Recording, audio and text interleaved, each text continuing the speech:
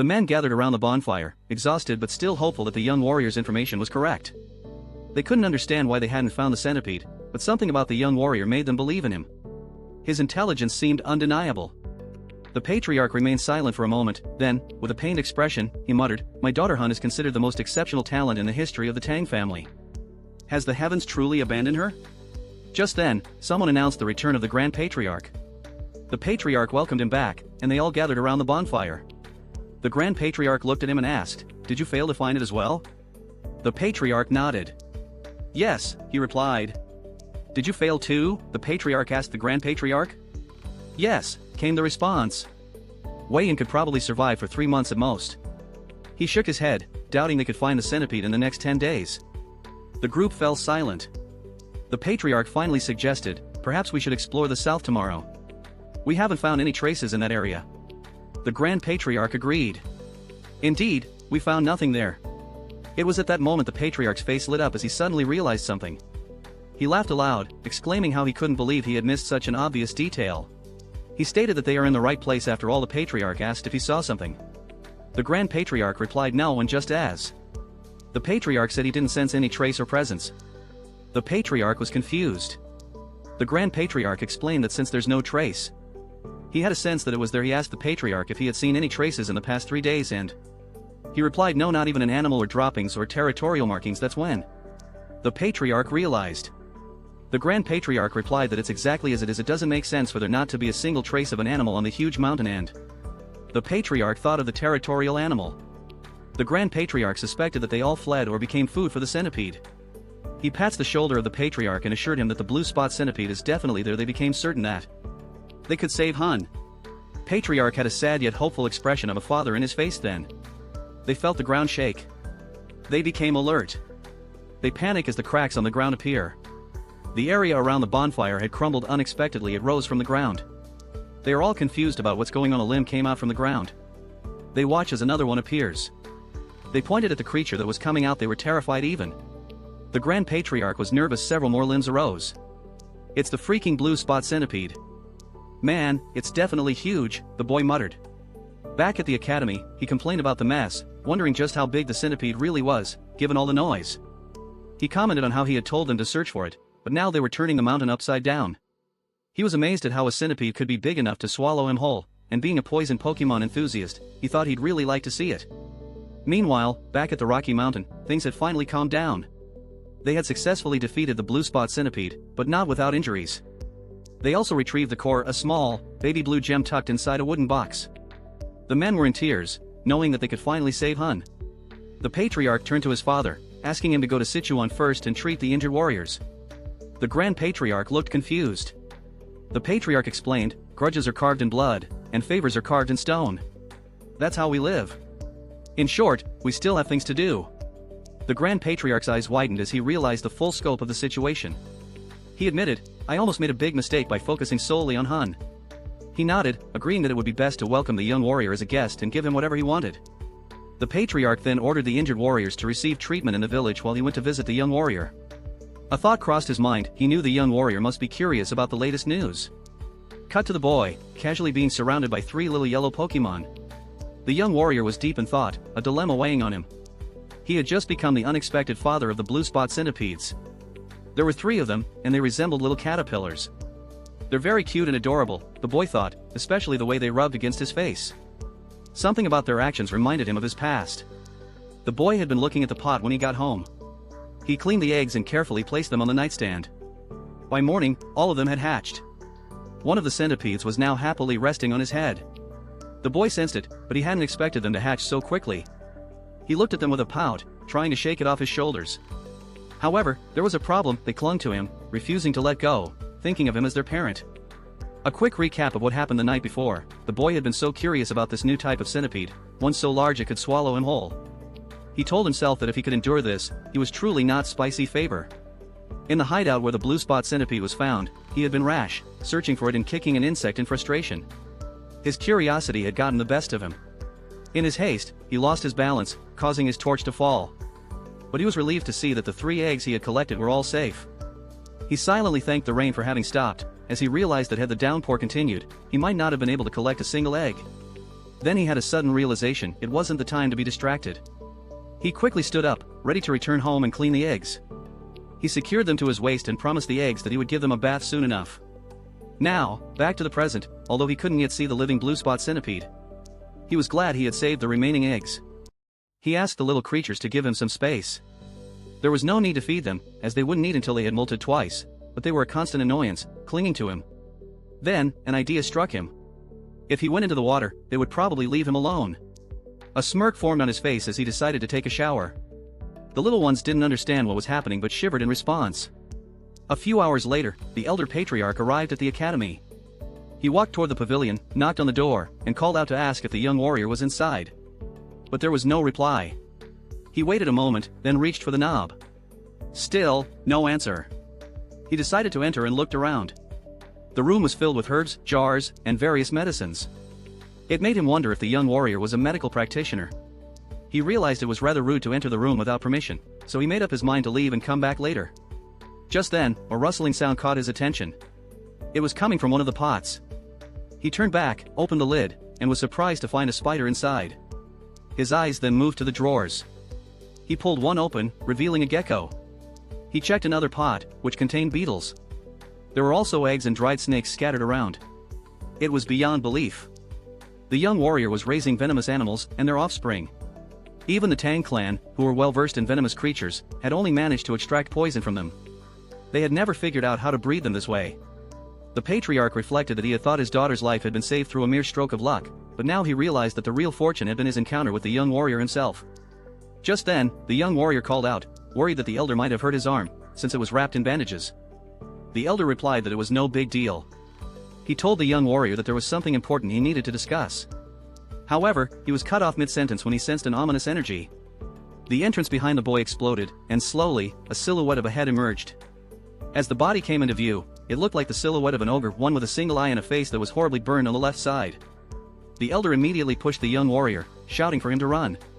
The young warrior was taken aback and confused. The monster let out a loud, guttural noise, its stance shifting to one of aggression. It then took a step forward with surprising speed and attacked with a heavy swing of its hand. The elder blocked the blow with his uninjured arm, but the force of the strike was overwhelming. Pain shot through him, and the monster quickly pushed him back, sending him flying through the air. The area filled with dust, and the elder coughed, blood spilling from his mouth. He could barely speak but managed to describe the creature as being on the same level as his father. He urged the young warrior to flee. However, when the smoke cleared, the young warrior was suspended in midair, his neck in the grip of the monster's hand. The boy coughed, struggling to breathe, while the creature laughed in a booming voice. The monster spoke, saying that he had heard the Tang clan had arrived in Haiyan. He taunted that no one would have predicted the son of the myriad poisons divine sovereign would be injured and alone. The elder, grimacing from his injuries, replied that he had no idea who the monster was and asked why he was targeting both him and the young warrior. The monster sneered, asking if the elder couldn't tell by his face and fists who he was. He introduced himself as Blood Hand Rakasa Tunang, revealing that it was the elder's father who had disfigured him. The elder immediately recognized the name, recalling that the man had been struck by a poison palm and had fallen off a cliff, but to his shock, he was still alive. The elder, his voice laced with disdain, told Rakasa that the young warrior had nothing to do with him. He offered his own life in exchange for sparing the boy. But Rakasa refused, vowing to kill anyone who so much as brushed against the Tang clan. In his mind, the elder cursed the damned demon. Rakasa was a powerful martial artist, a demon in the truest sense, wreaking havoc on the world. It was clear that Rakasa had no intention of letting the young warrior go. Meanwhile, the young warrior had turned pale from the lack of air. Desperation and fear filled his body. Rakasa laughed cruelly, telling the young warrior to die. Weakly, the boy begged for mercy, his breath growing shallow. He was mere seconds away from losing consciousness. But then, something unexpected happened. Suddenly, 3 pairs of fierce eyes appeared. The 3 little centipedes dashed at Rakasa's arm. It was showtime. These small, adorable creatures were surprisingly fierce as they attacked and bit at the monster's grotesque skin. Rakasa, confused by the centipede's sudden assault, dropped the young warrior and raged. He yelled in fury, even if these are centipedes. The centipedes, despite their fierce attack, were unable to harm Rakasa. Suddenly, his neck turned violet, and he coughed up blood. In an instant, he collapsed to the ground, groaning in pain. The young warrior, surprised and confused, watched as the monster died before his eyes. He cautiously moved away and asked the elder if Rakasa was a bad person. The elder, who had witnessed everything, was utterly bewildered. His jaw dropped, then a huge grin spread across his face as he realized something. The young warrior wasn't just some ordinary guest, he was something much more. The elder thought to himself that the young warrior must surely become a member of the Tang clan. A few days after Rakasa collapsed, someone let out a deep sigh. The young warrior was tending to the elder, placing a wet cloth on his forehead as the man slept. The elder thanked him, but the young warrior replied that instead of thanking him, he'd prefer if the elder could tell him where his companions were so he could check on them. Then, he remembered that he couldn't leave the elder alone, and they couldn't even call for a doctor. The elder reassured him, saying there was no need to worry. A few days of rest would be enough for him to recover. The boy was dumbfounded at how calm the elder was after coughing up so much blood. He told the elder not to downplay his condition so casually. The elder chuckled and explained that he was fine because he was a martial artist. The young warrior, still clueless, asked in confusion, "Is that the kind that flies around and shoots fireballs and stuff?" The elder let out a small laugh and told him that not everyone could do it, but that was one way to describe it. Spicy Favor was amazed. It was another thing that made him realize he was truly in a different world. After all, a centipede as big as a house didn't make sense in his previous life. The elder, still recovering, said that he owed his life to the young warrior. He saved him, and formally introduced himself as Tang Kol, son of the Sichuan Tang clan. Finally, the young warrior introduced himself as well. His name was Wei Sarong. Kol knew that Sarong meant small, and Rei meant dragon. It was a good name.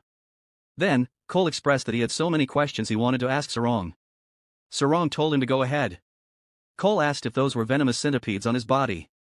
Sarong rubbed one of the centipedes on its belly and replied, "Yes, they're blue spot centipedes." The shock made Kol rise from the bed. He asked if Sarong had tamed them, and how he managed to do it. Kol continued, mentioning that while waiting for Sarong, he had seen other venomous creatures as well. He asked if Sarong was raising those too. Sarong replied, "It's going to be a long story." He asked if Sarong was okay with it. Cholin replied that he didn't mind. Sarong started with the egg of the blue spot centipede. When he finished telling his story, Cholin confirmed with him, asking if he had raised it from an egg. Sarong replied, "Yes, I could roughly predict when it would hatch." In Cholin's mind, it was something beyond comprehension. How did this boy manage to do that? Sarong then told him to wait for a bit. He headed toward one of the drawers, took out 2 lizards, and proudly told the elder to take a look at them. The first was a lizard with a brown body and yellow stripes on its back, with white stripes on its tail. It was an ordinary striped lizard. Then, there was the other one. He had bred 2 lizards with larger white stripes on their tails, so the other one only had 2 colors, a brown body and a white tail, with no stripes. Cholin asked if Sarong was claiming that he bred that particular color. Sarong blushed and happily replied, "Yes, I think it's pretty." Cholin composed himself and asked, "Could the young warrior pair the ones with strong poison to create an even more venomous one?" Sarong blinked in surprise, then thought to himself that, theoretically, it might be possible. He replied to the elder, explaining, if we knew which one had the stronger poison, it would probably be possible. Cholin's intense reaction shocked Sarong. Cholin exclaimed, "Really? That's possible?" Without skipping a beat, Cholin then told him, "You must join my family right now." Then Sarong was now confused. Cholin tempted him by saying that if he joined, they would generously teach him all their martial arts, and he'd have access to all sorts of elixirs, herbs, and any poisons he wanted.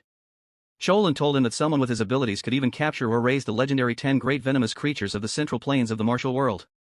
And if that wasn't enough to sway Sarong's heart, this old man added, "Not to brag, but I can even share one of the 3 flowers of the central plains, my daughter."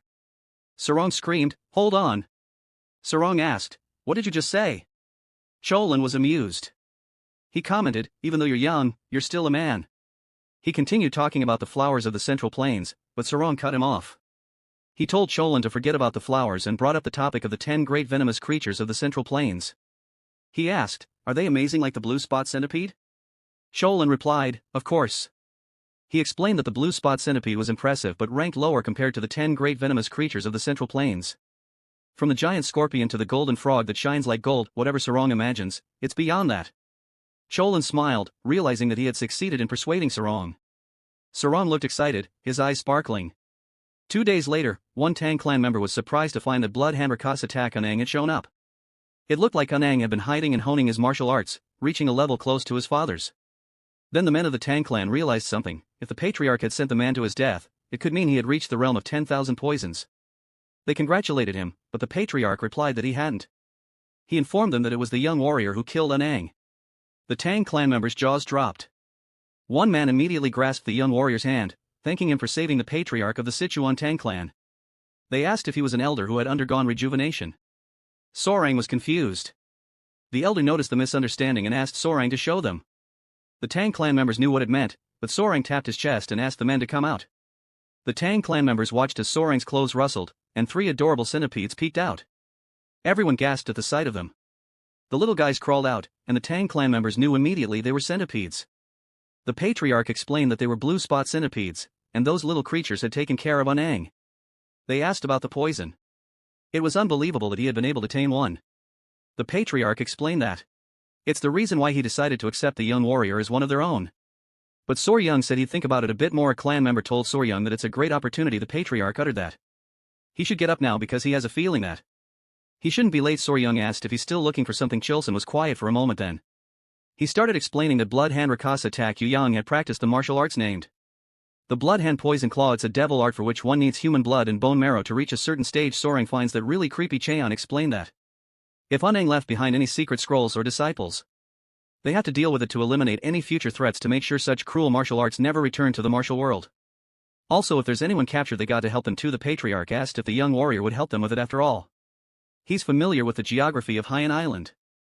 Sarong looked sullen. He thought about it, and joining the Tang clan would mean a lifelong position. If you think about it, it's a rule of the thumb to check out the company atmosphere and the boss's character during an internship. Sarong agreed to help as soon as the patriarch felt better. They affirmed him for making the right choice. Sorang replied that it means saving lives, so of course he would help. Inside his head, his plan is to thoroughly use the chance to find out what kind of place the Sichuan Tang clan is after. All skilled people always reverse interview their companies. It took Chien 3 days to recover. If you like my video, please share and subscribe.